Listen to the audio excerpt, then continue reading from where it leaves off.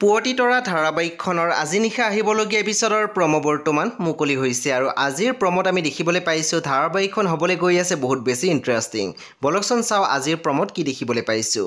আজিৰ প্ৰম'ৰ প্ৰথম ভাগত আমি দেখিবলৈ পাইছোঁ জোনালীয়ে প্ৰজ্ঞাক ঘৰৰ ভিতৰলৈ সোমাই আনিছিলে আৰু তেতিয়া প্ৰজ্ঞাই কৈছে কি কৰিছা এৰা।